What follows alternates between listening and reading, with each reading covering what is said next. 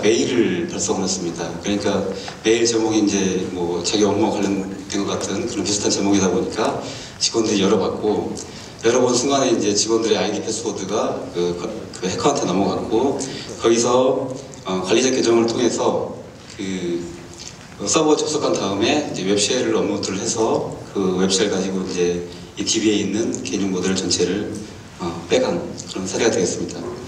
근데 이게 이제 그 중간에 여러 가지 공방이 있었는데, 그 최근에 15년 2월에 최종적으로 대법원에서 손해배상에 대해서 판결을 했는데, 손해배상 책임이 없다고 결론을 냈습니다. 그 이유는 이제 필요한 범위 내에서 기술적 보완치를 했다. 이 당시에 이제 아마 그 적용했던 법이 아마 그 개인정보 기술적 보호치 기준 왕법에 따라서 아마 적용했을 겁니다. 그 고시를 적용을 했을 텐데, 그 고시에서 적용된 규정에 대해서는 옥션이 필요한 범위 내에서 조치를 했다.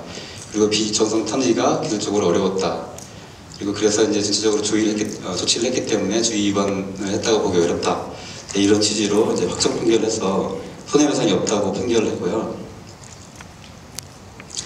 그 다음에 지금도 진행되고 있는 사건인데, SK컴즈가 개인정보 유출이 2011년도에 일어났습니다. 그때 그거는 이제 이 알치고 업데이트 서버를 통해서, 그때 이제 컴즈에서는 그걸 사용하고 있었는데, 그걸 통해서 이제 패치 서버로 이제 다운받은 이후에 그 직원 사내망에 있는 직원 패시들이 업데이트를 했는데, 그 업데이트된 업데이트 서버로부터 받은 그게 이제 악성 코드가 심어져가지고 전체 PC가 감염돼서 이제 좀비 PC가 됐고요. 그래서 이제 이 해커가 그 중에서 이제 관리자 PC를 통해서 DB 서버에 접속을 해서 그 회원 정보를 빼내간 그런 사례가 되겠습니다. 근데 이거는 지금까지 이제 거부까지 판결이 났는데, 이것도 약간 좀 변화의 과정이 있었습니다. 제일 처음에 손해배상 소송에 대해서 12년 11월에는 중앙지법에서 판결을 했었는데, 그때는 뭐 손해배상 책임이 없다라고 판결했었고요. 그 이후에 이제 서부지법에서 다시 다른 사람들이 별도로 또 이제 손해배상 소송을 했었는데, 그 판결에서는 손해배상 책임이 있다라고 판결했었습니다. 그걸 이제 대량 개인정보 유출 탐지에 실패했고, 그때 당시 이제 관리자가 로그아웃을 하지 않고 세션 타임아웃을 걸지 않아가지고 이제 그걸 통해서 해커가 들어와서 개인정보를 빼갔다. 이렇게 해서 이제 주의 의무 소홀, 그래서 이제 손해배상 책임이 있다고 판결했었고요. 그런데 이제 이거 이후에 다시 이제 서울고법에서 그 올해 3월 20일에 판결한 내용은 법적인 의무를 다해서 주의 의무에 대한 주의 의무를 소홀하지 않았다, 이런 취지로 이제 그 손해배상 책임이 없다고 판결했습니다. 근데 이거는 이제 아직 제가 알고 있기로는 이제 더 이렇게 대법까지 갈 것 같고요. 거기서 이제 어떻게 결정이 날지는 모르겠습니다. 현재까지 상황을 봐서는 지금 약간 엎치락뒤치락하고 있는 상황입니다. 그 다음에 KT 개인정보 유출 사건인데, 이건 2014년도에 일어났었습니다. 그래서 전문 해커를 고용해서 해킹 프로그램을 제작해서 개인정보를 빼내간 사례인데, 로그인 서버에 접속을 해서 해커가 일단 접속을 한 다음에, 이게 이제 이용자 정보를 조회하는, 이용대금 조회하는 게 있는데, 거기에 이제 고객번호를 넣는 안이 있습니다. 고객번호를 처음에 로그인할 때 아이디 패스워드 관련된 고객번호를 원칙적으로는 그것만 요청을 하면 그거에 대해서만 답을 해줘야 되는 게 원칙적으로 맞는데, 아이디 패스워드 로그인한 다음에 그 고객 정보를 임의로 변경해서 고객 정보를 요청해도 서버가 응답해주는 그런 형태였습니다. 그래갖고 이제 하루에 20-30만 건씩 고객 정보를 자동화된 프로그램을 통해서 변경된 고객 정보를 자꾸 이렇게 물어보면은 그에 대한 답을 해준 그런 사례가 되겠고요. 그렇게 해서 약 981만 명의 정보가 개인정보에 유출되는 사례가 있었습니다. 이것도 지금까지 해킹 사건에 비춰볼 때 약간 이제 다른 시사점을 던지고 있는데, 그때 당시에 그 경찰은 그 개인정보 관련된 업무 책임자들을 대상으로 기소 의견으로 검찰에 송치를 했었습니다. 그런 사례였었고요. 그 다음에 다음이나 네이버 이런 데서는 우리 개인정보가 유출됐으니까 손해배상을 해야 되겠다라고 해서 집단 소송을 하기 위해서 이제 약 20개 정도의 카페가 설립이 돼가지고 자체적으로 모아가지고 손해배상을 준비하는 그런 일이 있었고요. 경실련에서는 분쟁 조정을 신청한 사례가 있습니다. 그리고 그 이후에 경찰이 이제 기소 의견을 검찰에 송치한 이후에 검찰에서는 이제 작년 11월 9일날 이제 KT 임원하고 이 개인정보나 정보보호 담당자들은 그걸 관리하는 담당자들에 대해서는 혐의가 없다, 무혐의 처분을 내렸고요. 근데 이에 대한 이제 손해배상에 있어서는 중앙지법에서 판결은 주의 의무 소홀로 인해서 각 10만 원씩 손해배상 책임이 있다라고 판결을 했습니다. 그러니까 지금까지는 이제 주로 개인정보 침해 사고 나면은 손해배상에 관한 문제가 주로 이슈였었거든요. 근데 여기서부터는 조금 다르게 그 업무를 담당하는 그 개인정보 책임자나 어떤 실무자들 이런 부분까지 이제 기소 형사고발에 관련된 문제로까지 다뤄지고 있는 상황으로 발전이 됐습니다. 그런데 이걸 보시면 알겠지만 이제 만약에 이게 28,700명 정도인데 이분들을 다 10만 원씩 만약에 배상을 하게 되면 총액이 약 28억 정도 나옵니다. 근데 이제 개인정보가 이 정도 유출됐으니까 그렇지 이게 더 엄청나게 이제 많이 개인정보가 유출되면은 손해배상이 이제 최종적으로 결론이 이렇게 배상하라고 이제 판결이 나면 이제 굉장한 액수가 이제 배상을 해야 되는 상황이 되겠고요. 그래서 뭐 지금까지 사건들은 굉장히 많이 났었는데 그 판결을 가지고서 이제 약간의 시사점을 노출할 수가 있는데 지금까지 그 개인정보 유출 사고가 나면은 회사 고의나 증거사실이 입증되지 않을 경우에는 회사 측의 법적 책임이 인정되지 않았었습니다. 지금까지는. 그런데 이번 판결을 통해서 보시면은 약간 이제 결론은 아직 난 것도 있고 안 난 것도 있는데 약간 엎치락뒤치락 하고 있습니다. 그게 이제 점점 책임을 묻는 쪽으로 갈 가능성이 좀 있어 보이고요. 법정 손해배상이 증가하고 있고 이게 이제 아까 KT에서 약 28억이지만 민감하고 굉장히 중요한 정보를 다루는 만약에 의료 쪽에서 대량이 터진다. 그래서 손해배상이 난다. 이제 인과관계가 입증이 돼서 손해까지 이어져서 이제 손해배상 책임이 있다고 결론이 나면 액수는 상당히 더 커질 걸로 예상이 되고요. 그럴 경우에 이제 이 기업의 전망에 관계된 그 법적 리스크로스 가능성이 점점 커진다라고 보시면 될 것 같습니다. 두 번째는 이제 기관 기업의 보호시 범위인데 이 지금까지 판례를 통해서 이제 저희가 그나마 좀 실무자 측면에서 다행인 부분들은 이 법에서 정의한 요건을 기본적으로 조치를 하게 되면 담당자들한테 이제 무한 책임을 지우지는 않는다. 그러니까 우리가 어느 정도까지 해야 될지를 알고 조치할 수 있는 어느 정도의 범위는 나온다. 이렇게 보시면 되겠고요. 적어도 이제 다음에 발표드린 기술관리 보호칙 기준 이런 의무 조치에 대한 기준들만 잘 준수하시면은 기본적으로는 어느 정도 책임은 좀 면할 수 있지 않을까 생각이 됩니다. 그다음에 이제 그럼에도 불구하고 개인정보 유출 사고는 계속 되고 있는데 지금 판례도 그렇고 이제 뭐 손해배상 책임이 없다고도 하고 책임자들은 뭐 기소 의견으로 이제 성취를 했는데 이제 무혐의로 풀려나고 이런 부분이 있긴 하지만 실제로는 개인정보 사고들은 계속 난다 이거죠. 그러면 이게 뭔가 좀 어딘가에서 개선할 필요가 있지 않나 그런 생각을 행자부나 정책을 운영하는 쪽에서는 좀 생각해 볼 여지가 있다고 생각이 되고요.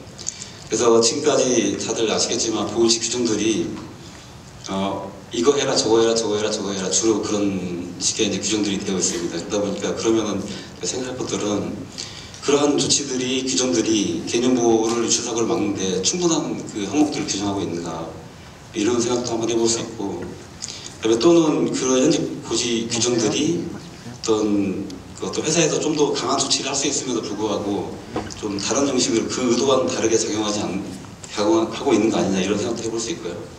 그래서 현재의 고시 그 의무 규정들을 약간 좀 바꿔야 될 필요가 있지 않나 이런 생각을 하게 됩니다. 그래서 이와 관련해서 아마 지난번에 그 카드 3사 사건 이후로 이제 7월 30일에 개인정보 중성화 대책을 국무조직에서 부처 협동으로 만들었습니다. 거기에 보시면 이제 그 고시 규정, 그 보호칙 규정 방식을 약간 변화할 필요가 있다라고 해서 검토할 필요가 있다라고 해서 그 과제로서 이제 제안을 했고요.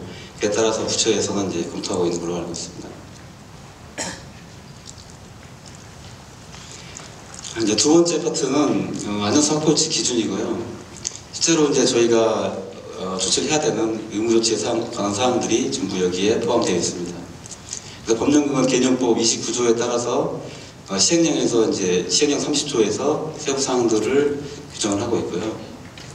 그 각각의 사항들에 대해서 구체적으로 푼 게 이제 이 고시입니다. 이 개인정보 안전상 확보율칙 기준 고시고요. 이 의료기관 같은 경우에는 정보통신망을 적용하는 게 아니고 아마 의료법하고 의료관련법하고 그다음에 이 개인정보 쪽에서는 개인정보보호법을 적용받습니다. 그래서 개인정보보호법에서 상에서 이제 길쭉까지 보호처에 관한 부분들은 개인정보의 안전성을 보호치 기준 요거를 보시고 조치를 하시면 되고요. 이 고시에서 규정하고 있는 세부 사항들은 여러 가지가 있습니다. 총 이제 10조까지 있는데 그 3조는 내부 관리 계획 수립 부분이 있고 4조 접근 권한 관리, 접근 통제, 암호화, 접속 기록 쭉 해서 개인정보 파기까지 규정이 되어 있습니다. 그래서 이전에 이제 2014년 작년 12월 30일 이전까지는 많은 약간 좀 차별화가 있는데요. 이 조항에도 약간 차이가 있습니다. 그전에는 아마 5조가 비밀번호 관리라고 되어 있는 부분이 있었는데 그 조항의 의미가 크지 않고 다른 그 조에 녹여서 항으로 들어갈 만한 사항이라고 판단이 돼서 그 비밀번호 관리 부분은 이제 접근번호 관리 부분으로 녹여 들어가 있고요. 녹여 들어갔고 그 다음에 이제 개인정보 파기 부분이 새로 추가가 되었습니다. 그래서 이거는 이제 법 21조를 보시면은 그 개인정보 파기를 규정하고 있는데 그에 따른 시행령에서 이제 지금까지 시행령에서 풀었는데 그 세부적인 조치 방법, 그래서 일부 파기에 대한 관한 부분들이 이제 현업에서 굉장히 적용이 어렵다. 그래서 그 부분들을 구체화하기 위해서 시행령을 좀 개정을 했고요. 그 시행령 개정된 시행령에 따라서 이 고시에서는 제10조를 추가하여 개인정보 파기 부분을 별도로 규정을 하고 있습니다. 근데 이제 전체적으로는 이렇게 해야 될 내용들이 전체적으로 쭉 있다고 보시면 되고 이제 한 가지 조금 좀 신경 써서 봐야 될 부분은 암호화 부분인데 이 암호화 부분이 해결하기 위해서 일부 파기 조항을 별도로 넣었습니다. 그래서 이제 문서 같은 경우에 주민번호 같은 경우에 수집 금지돼 갖고 그 16년 8월 6일까지인가 주민번호 다 파기해야 되거든요. 그럴 때 이제 예를 들어서 환자한테 동의서를 받았는데 주민번호만 파기해야 돼요. 그 법에 따라서는. 그러면 동의서 전체를 파기하면 안 되기 때문에 그 주민번호 일부를 어떻게 파기할 거냐 그런 문제가 생기는데 그럴 경우에는 이제 그 주민번호 부분만 구멍을 뚫는다든가 마스킹 한다든가 이런 식으로 처리하시면 되고요. 그럼 현재 운영 중인 시스템에서 일부 그러니까 특정 환자에 대한 레코드가 보유기간 만료로 지워야 된다. 그럴 경우에는 그 삭제 관리 감독을 하는 쪽으로 바뀌었습니다. 그러니까 일반적으로 그 삭제 프로그램 같은 걸 사용해서 지우신 다음에 그게 삭제가 되지 않도록 누가 다시 복구해서 사용하려는 어떤 그 시도가 있나 이런 것들을 탐지를 해서 적절한 조치를 하도록 이렇게 변경이 되었습니다. 이제 일부 파괴 조항을 넣음으로써 좋은 점들은 일하기도 편해졌지만 그 디스크 재사용이 좀 가능하게 됐다 이런 부분은 상당한 장점으로 작용하는 것 같습니다.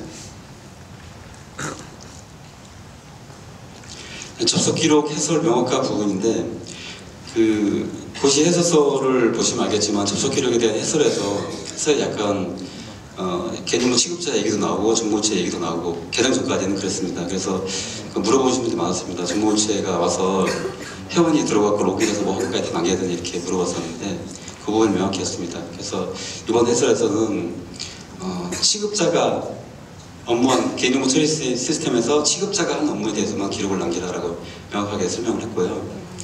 그다음에 다만 이제 그 어떤 특정 정보 주체에 대해서 취급자가 콕 찍어서 그 사람에 대한 정보를 어떻게 조회하거나 처리하거나 삭제하거나 변경하거나 이런 걸 했다.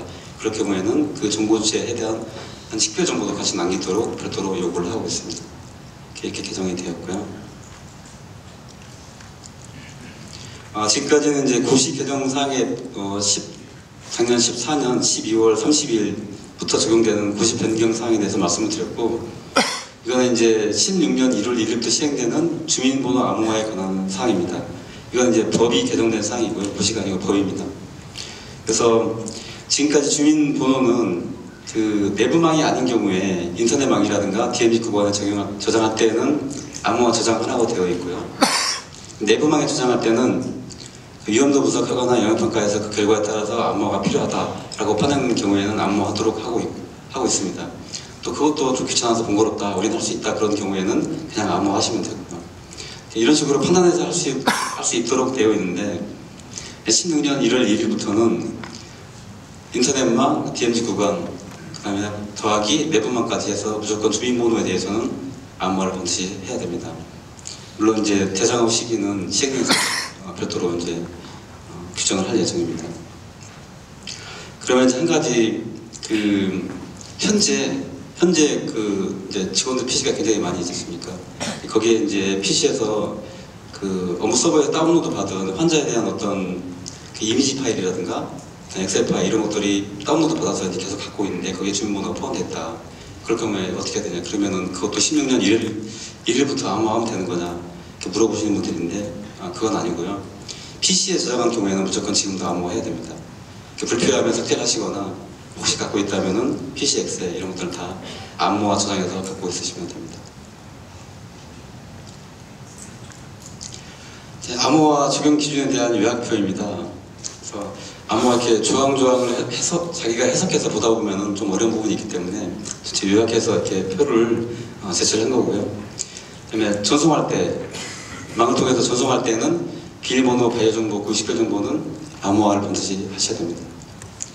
그다음에 개인정보 처리 시스템을 저장할 때 DBMS나 홈페이지가 이제 DBMS로 운영될 때 홈페이지나 개인정보 DBMS에 저장할 때 이제 비밀번호는 일방향 암호화 저장하시면 되고요. 바이오 정보는 양방향 암호화해서 저장하시면 됩니다. 그다음에 DMZ 구간에 있을 때는 암호화 저장을 하셔야 되고, 그다음에 내부망에 저장할 때는 위험도 구성의 영역평가 따라서 하시면 됩니다. 앞전에 말씀드린 바와 같이 주민번호는 이제 12년 1일부터는 무조건 암호화 대상이고요. 그다음에 말씀드린 대로 아까 그 엑셀 한글 파일 말씀드린 대로 업무용 PC에서 또는 그 스마트폰 혹은 그 패드 같은 데서 이제 주민번호 갖고 있을 때 어떻게 할 거냐, 그거는 무조건 암호화해서 저장을 하셔야 됩니다. 비밀번호는 이제 일방향 암호화 하셔야 되고요. 이런 식으로 저장을 하시면 되겠습니다. 16년 1월 1일부터 주민번호 암호화 되면 어떻게 할 거냐. 그 제가 알고 있기로는 그 의료 쪽은 그 법령의 근거가 있기 때문에 주민번호를 다 받는 걸로 알고 있는데요. 이게 이제 의료기관이 생긴 이후로부터 계속 환자를 받았으면은 그 정보가 엄청나게 누적돼서 쌓여 있을 겁니다. 그걸 이제 16년 1일부터는 지금 그때부터는 이제 위험도 분석이라든가 영향평가를 통해서도 이제 내부망에 저장할 때 선택적으로 할 수가 없거든요. 무조건 암호화 되는데 그거 다 어떻게 할 거냐. 이제 그런 문제가 봉착하게 됐는데, 이게 양이 많기 때문에 그 뭐 뚝딱 할 수 있는 부분도 아니고, 그래서 되게 좀 전략이 많이 필요하고요. 시간도 좀 필요합니다. 그리고 예산도 필요하고요. 그래서 그런 전체적인 절차들은 이렇게 뭐 대상 선정이라든가 선택 계획서를 이렇게 쭉 가시면 되고요. 근데 크게 이제 묶어서 설명을 드리면은 이 암호화에 대한 그 시행령 규정에서 대상금 시기를 시행령에 정한다고 해서 이걸 만들기 위해서 이제 여러 가지 현황 조사를 하다 보니까 그 의료 부분뿐만이 아니고요. 개인정보를 대량을 갖고 있는 법에서 갖고 있는 공공기관들도 보면은 엄청나게 주민번호가 많습니다. 많은데 그거를 대량이다 보니까 처리하는 데 굉장히 애를 먹고 있고요. 그래서 그걸 어떻게 할 거냐. 그중에 그분들이 가장 많이 말씀하시는 게 현황 파악이 제일 먼저다라고 말씀하시더라고요. 이게 각 사업 부서별로 주민번호를 보통은 관리를 합니다. 그러니까 총괄해서 관리하지 않고 사업 부서 편리에 따라서 주민번호를 받고 이렇게 업무를 운영하다 보니까 총괄 관리가 안 되어 있고, 중복된 한 사람이 여러 사업별로 쪼개져서 주민번호를 받는 것도 많이 있고, 그러다 보니까는 그 암호화 할량이 엄청나게 많은 거죠. 그러다 보니까 시간도 많이 걸리고 예산도 많이 걸리고 그런 문제가 있더라고요. 그래서 이 암호화계에서 가장 중요한 게 그 TF 같은 걸 좀 구성을 했어요. 그 전체적으로 그 주민번호 수집하는 분야와 관련된 혹은 처리와 관련된 분야의 모든 그 엔티티들이 전부 모여서 TF를 구성을 해서 어떻게 할 건지를 좀 현황을 파악하고 계획을 좀 수립해야 됩니다. 이거 굉장히 저는 중요하다고 봅니다. 그렇지 않으면은 이 기간 내에 이 많은 주민번호 암호화가 되게 어려울 수 있거든요. 그래서 그 다음에 암호화 대상 시스템, 어떤 시스템을 암호화할 거냐 이런 걸 잘 파악을 하셔야 되고, 그 다음에 이거 암호화하면은 성능에 영향을 미치지 않냐. 의료 쪽에서는 저는 어떤 분께서 말씀하시는데 암호화 잘못해갖고 안 풀리면은 그 제 시간 내에 응급조치 못해가지고 환자가 죽을 수도 있다. 그러니까 되게 중요하다고 민감하다고 하더라고요. 그래서 그런 부분이 있기 때문에 이 암호화하게 되면 어떤 영향이 있는지, 뭐 시간에 맞춰서 제대로 응답할 수 있게끔 되는 건지 이런 것들을 잘 고민하셔야 될 것 같습니다. 그리고 뭐 소요 예산이라든가 암호화 적용 방법, 일정 등을 포함해서 세부 계획을 수립하고요. 담당자가 암호화 얼마 필요하다고 해서 뭐 기관에 주는 것도 아니기 때문에 꼭 전사적인 보고를 꼭 하셔야 됩니다. 그 다음에 이제 필요한 부분은 암호화에서 필요한 예산을 확보해서 그 암호화를 실제로 적용하는 부분이 필요하고요. 제가 볼 때는 이제 이거 대비해서 이 시행령에서 어떻게 규정하고 있을지 모르는데, 시행령에서 뭐 우리는 빼주겠지 이렇게 생각하시면 나중에 그 막상 하라고 되면은 굉장히 이제 어려운 상황이 올 수도 있기 때문에 적어도 미리미리 현황 파악 정도는 하고 어떻게 할지는 계획 세우고 있을 필요가 있지 않을까 생각이 됩니다. 이제 전송암호화 여부 확인하는 방법이고요. 언론에서 공공기관 쪽에서 개인정보 전송암호화 안 되겠다고 막 가끔 언론 보도가 나옵니다. 그래서 그러다 보니까는 전송암호화를 확인하는 방법을 넣어놨고요. 이렇게 방법들을 이렇게 나오신 바와 같이 하시면 됩니다. 이걸 해야 되는 이유는 뭐냐면, 작년까지 됐다가 프로그램을 업데이트하고 다시 이렇게 서치를 하게 되면은 이전 버전이 다시 올라옵니다. 이전에 그러니까 전송 암호화 적용의 전 버전이 막 올라와가지고 다시 암호화가 안 되고 이런 거 굉장히 많이 있습니다. 실제로 운영하다 보면. 그래서 그걸 막기 위해서는 항상 그 정보 시스템을 고친 다음에는 본인이 직접 확인하거나 어떤 확인한 절차를 꼭 운영하셔야 될 거로 생각이 됩니다. 세부 조치 방법이고요. 이제 고시에 대해서 기술적 관리적 세부적인 조치 방법에 대해서 설명을 드리면은, 이 세부 내용들은 해설서에 나옵니다. 해설서를 참조하시면 되고요. 예, 제가 이제 그 해설서를 다는 설명 안 하고 각 그 구성 요소별로 조직에 있어서 그 시스템 구성 요소별로 간략히 말씀드리면, 웹서버가 있고 외부에서 접속하는 사용자들이 있고 내부방이 있고요. 직원 PC라든가 그다음에 처리 시스템이 있고 그다음에 자료 보관실이 있고 이런 식으로 구성된 환경에서 조치하는 조치에 상해서 간략히 말씀드리겠습니다. 예, 공통적으로 하는 사업들은 뭐 이렇게 암호화 한다든가 비밀번호 등 수립 운영, 보안 업데이트, 서류 안전한 보관 이런 것들은 기본적으로 필요하고요.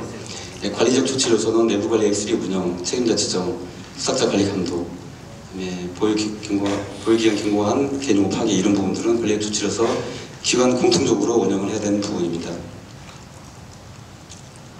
예, 수탁자 참고사항은 이 부분은 스킵하도록 하겠습니다.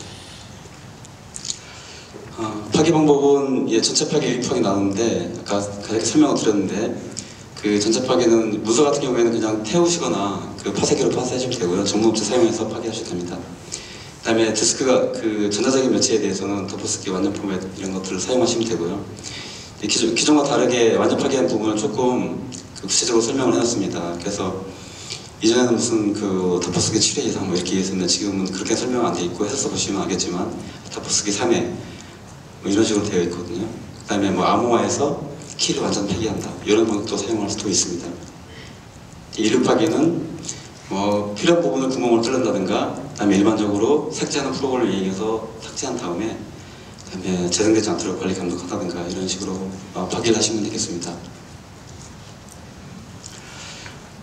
처리 시스템 측면의 조치사항이고요. 이거는 각 조항에 해당되는 것을 앞전에 말씀드린 것을 그대로 적용하면 되는데, 접근 권한 관리, 사용자별 계정 발급, 그다음에 그 비인가 접근에 대한 통제라든가 비밀번호 작성 수립 운영, 그다음에 이 처리 시스템 외부에서 접속할 때에는 VPN 사용한다든가 이런 부분들, 그리고 고식별 정보, 주민번호 같은 거, 외국인 등록번호, 여권번호 이런 거 갖고 있을 때는 저장 전송 시 암호화하는 부분, 그다음에 접속기를 갖고 있을 때는 반기별 1회 이상 점검하는 부분, 6개월 이상 보관하고 반기별 이상 점검하는 부분, 보유한 개인정보에 대해서는 정기적으로 점검해서 파기하는 부분, 사용하시는 이런 부분들 전부 포함해서 이런 분들이 사용하는 그 컴퓨터라고 보시면 되겠고, 그 컴퓨터에서 할 일들은 고식별 정보나 이런 거 있으면은 암호화해서 저장해야 된다. 엑셀이나 한글 파일에 주인번호 들어가 있다 이러면은 삭제하시든가 암호화하시든가 이렇게 운영을 관리를 하셔야 되고요.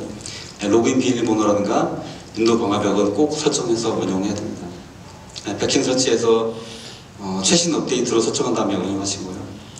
개인정보는 보유기간 지난 것들은 반드시 파기를 해야 됩니다.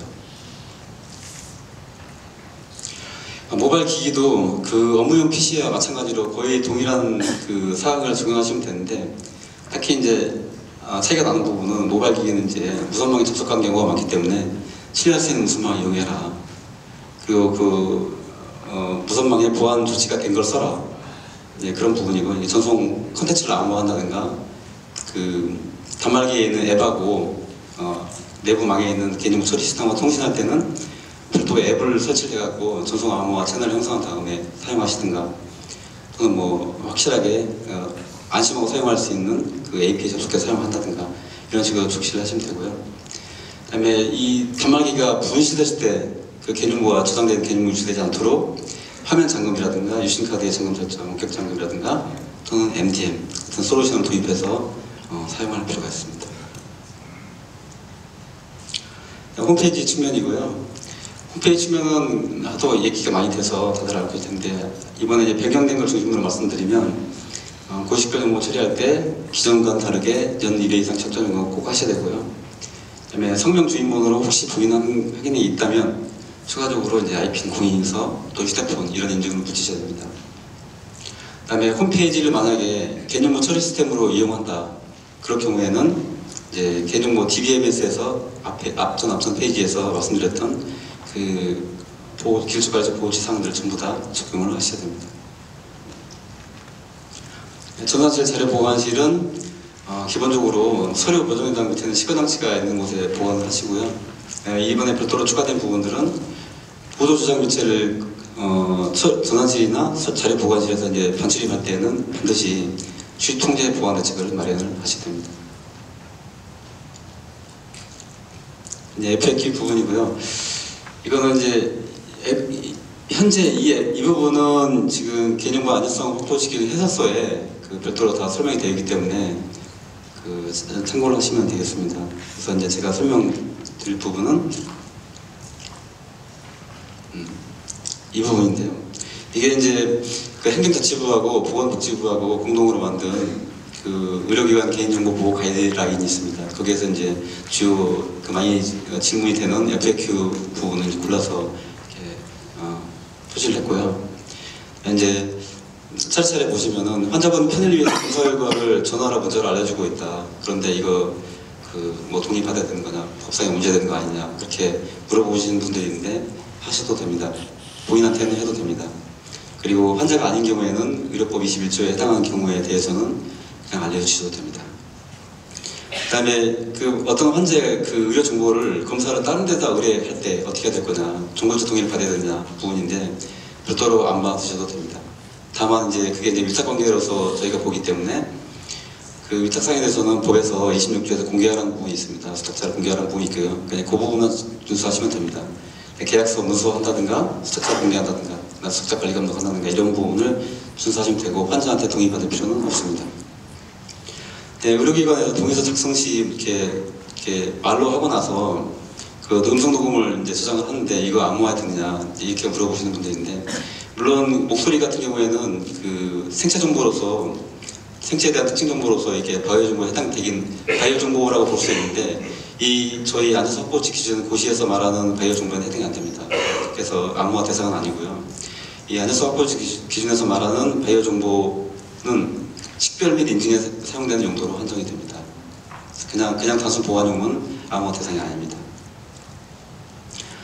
또 직원들 취업 사용하는 지문도 생체 정보에 해당하는데 암호화해야 되는가? 이게 바로 이제 고시에서 현재 안전성 확보치 기준 고시에서 말하는 바이오 정보이고요.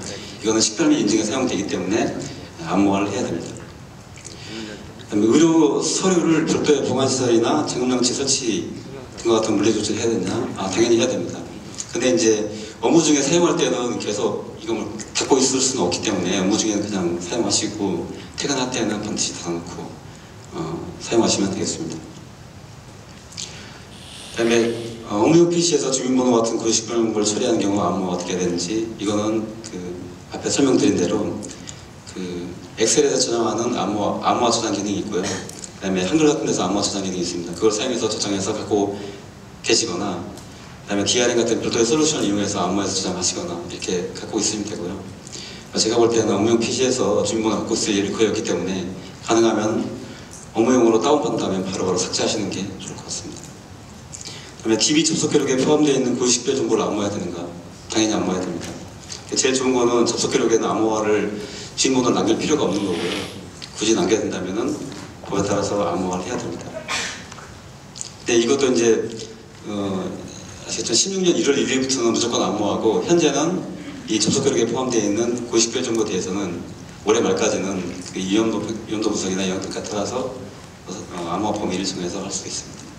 그래서 제가 생각해 제일 좋은 방법은 접속 기록에는 주인번호 안 남기는 게 제일 좋을 것 같습니다. 이상으로 몇 표를 맞췄고요.